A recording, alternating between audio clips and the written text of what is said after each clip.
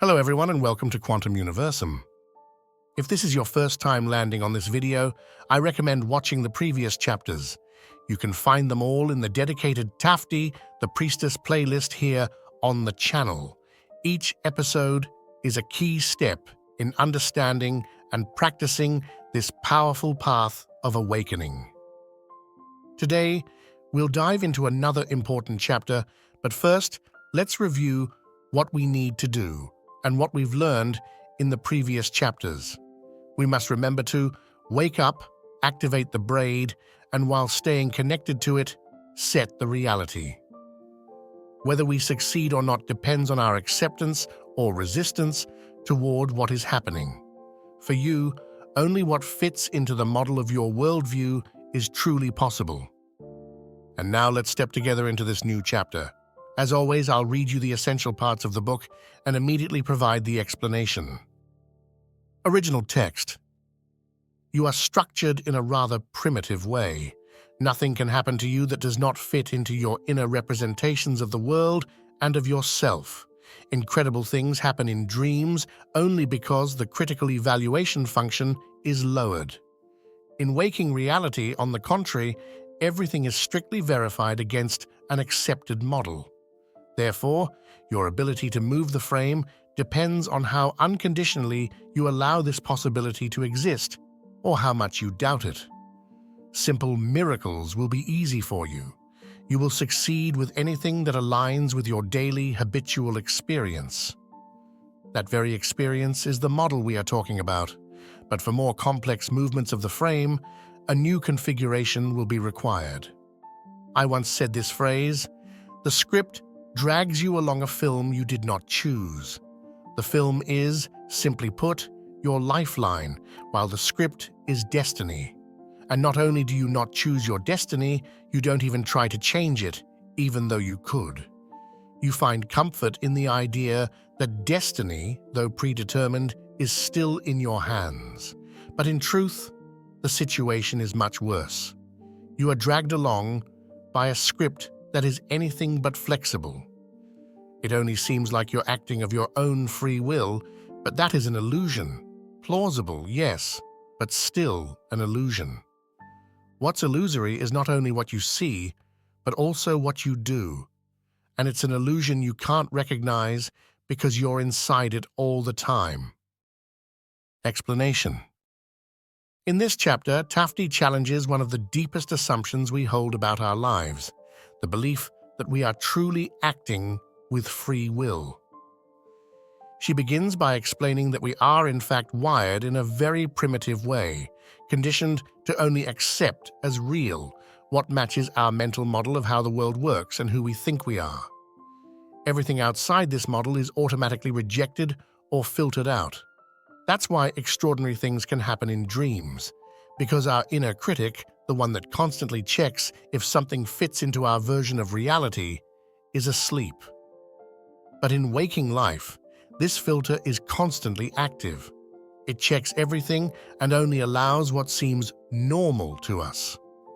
As a result, your ability to shift the frame of reality, the film you're experiencing, depends entirely on your openness to the possibility.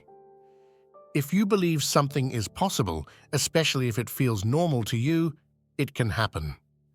This is why simple miracles, like finding a parking spot or getting a phone call at the right moment, are often easy. They fit within your daily experience. But for more complex shifts, bigger changes in your life, you'll need to reprogram that internal model. You'll need a new inner configuration. Then, TAFTI brings us back to a powerful idea she's mentioned before, that the film of your life is playing. But you didn't choose the script. The film is your life path, and the script is what we often call destiny. And here comes the uncomfortable truth. Most people not only don't choose their destiny, they don't even try. Instead, they hold on to comforting beliefs like, "Destiny is in my hands," while continuing to act out a life that has already been written. She says the truth is much harsher. The script that runs your life is rigid, mechanical, and automatic. And what's even more unsettling, You think you're making choices, you think you're acting, but it's all a highly convincing illusion. According to TAFTI, not only is what you see potentially illusory, but also what you do. You're not actually acting freely, you're reacting within a pre-written scene. And because you are always inside that scene, you don't notice the illusion. You live it. You embody it, which means you believe it completely. This chapter begins to dismantle the illusion of doing and prepares us for something deeper, the possibility of stepping outside the script and becoming the real director of our own film. But to do that, we must first realize how deeply the illusion of choice is embedded in our everyday life. Original text. Do you remember when we talked about dream mannequins? Mannequins live within the images of your dreams, just like movie characters imprinted forever on film. When you watch a dream, the mannequins move. When you watch a film, the characters come to life. But once the dream or film ends, all the characters stop. They become motionless until the next time you view them, or perhaps forever. What do you think? Do movie or video game characters realize they're inside a film and that you're watching them? Of course not. Do the mannequins in your dreams know you're seeing them while dreaming? Obviously not. So let me ask you, do you know who you are? You can't ask this question to a film character. It wouldn't make sense. You could ask it to a mannequin, but it would be pointless. You're different from both only because you're at least vaguely capable of grasping the meaning of the question, and because you're able to become aware of yourself. But when do you become aware of yourself? Only when you actually ask yourself this question. For all the remaining time, where are you? Who are you? Well, you're just characters in a film, in that life that's simply happening to you. You are not the ones living your life. Life is just happening, and you're undergoing it. Neither the dream mannequin nor the film character can recognize the illusion of their actions, or more precisely, the illusion of stage action. And why do you think you can? No, you are capable of it, my dear friends, but you don't do it. Until you ask yourself, where am I? And who am I? You're no more lucid or responsible than a film character or a dream figure. Your attention is constantly immersed in one of the screens, and your intention is stuck in the current frame. That's why your motivations and actions are not really your own. Do you understand? Explanation.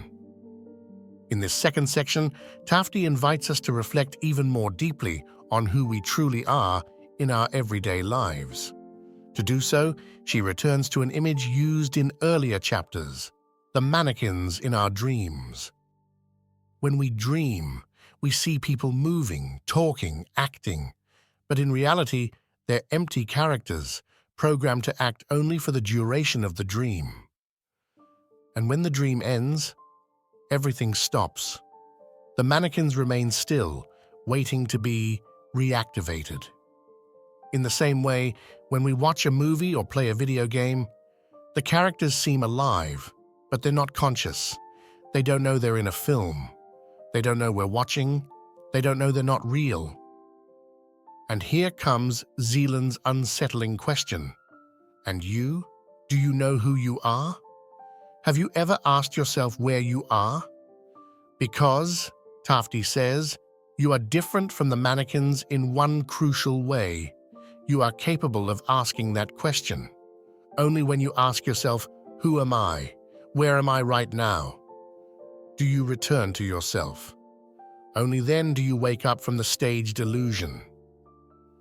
But, and here lies the heart of the matter, if you don't ask that question, you are exactly like them, a character playing a role in a movie you didn't write, an unconscious actor inside a scene set by someone else. TAFTI is very clear. You are not the ones living your life. It's life that is happening to you. What does this mean? It means that our actions, thoughts, and desires aren't truly our own, because our attention is completely absorbed in one of the screens, either external or internal, and our intention is stuck in the current frame in what has already formed. The result? We act without realizing it. We react instead of creating. We don't choose. We execute a script. And this is what TAFTI calls the illusion of stage action, that feeling of, I'm doing something, when in truth, we're just living out a pre-written script. What's the only way out? Returning to the point of awareness, asking ourselves, where am I right now? Who is doing this? Awakening the intention by moving it beyond the current frame. Only then can we step out of the illusion and become the true protagonists of our reality. Original text. Here's what literally happens. At a certain point, you feel like doing something and you rush to do it. You believe that the motives and actions are yours, personal, dictated by yourself. But in reality, it's just written in the script. You might think you've come up with something new. But actually, that's just the plot twist of your role. The current reality manages to capture you so completely that you don't even realize it. You don't see the illusion. In the film stored in the archive of eternity, you each have your own personal mannequins. When you view one of those reels during sleep, your consciousness finds its mannequin. It comes to life and starts moving. As long as the dream lasts, you live inside the body of that dream mannequin, as if in one of the countless variations. Try looking at yourself in a mirror while dreaming. You won't recognize yourself. And in the film that your life is currently moving through, the same thing happens. Your consciousness enters yet another version of the mannequin. It comes to life and becomes you, in the current frame. But here's the question. How are you different from the mannequins in dreams, if in the waking reality that surrounds you, you're still living as if in a dream? More generally, how are you any better than snails? Those disgusting, slimy snails that respond to any external irritation in the same primitive way, retracting their antennae and hiding in their shell. Likewise, your fate is just as predetermined as you are predictable. Even the little you've learned so far, my dear ones, seems inconceivable to you because it doesn't fit within your mental model. And as long as all this remains incomprehensible to you, you will remain free only in your dreams, but not free in your destiny. However, when you finally mature and free yourselves from the illusion, you'll be able to walk in reality as living beings within the film. And you will be able to choose a new reality for yourselves, like selecting a new reel from the archive. And now, it's intermission time. I'm stepping out of my film and heading into the book. See you there. Bye-bye, little snails. Explanation. In this final part of the chapter, TAFTI delivers a direct blow to the heart of our spiritual ego. She confronts us with the most uncomfortable question of all. Are we truly alive, or are we merely playing out roles written by someone else? TAFTI tells us that what we experience every day is an automatic performance, not directed by us, but by the script.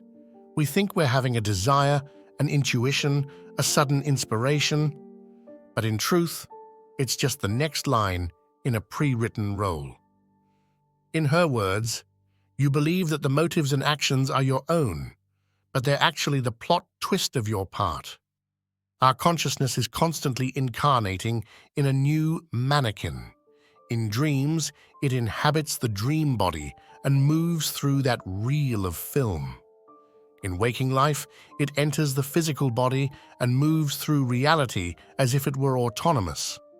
But the mechanism is exactly the same. We're living inside one of countless possible films. Without even knowing, we can choose a different one. TAFTI challenges us. Try to look at yourself in a mirror while dreaming. You won't recognize yourself. And in everyday life, often it's no different. We identify so deeply with the roles we play, we forget who we really are.